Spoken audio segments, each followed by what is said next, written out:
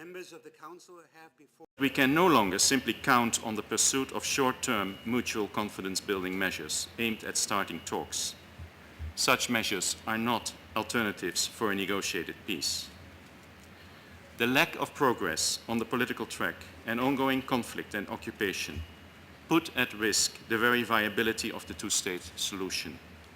There is no more sobering a manifestation of such a risk than the financial and economic crisis currently afflicting the Palestinian Authority.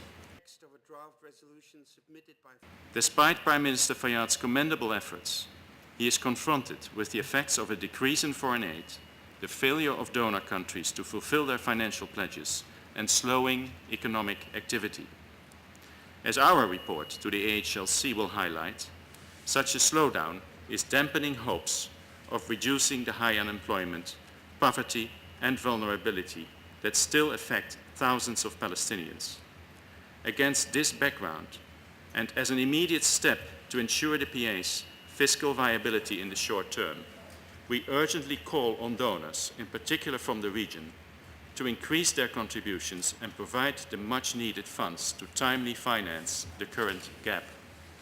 The Council will now begin its consideration of item 2. In a volatile and rapidly changing region, the vision of the two-state solution and the achievements of the Palestinian Authority are elements of stability and progress that should not be lost, but rather maintained and realized in full without further delay.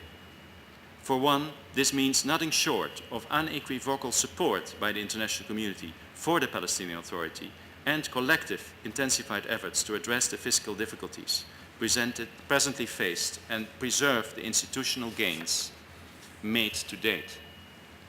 Israel has also a special responsibility and interest in ensuring the Palestinian Authority's viability.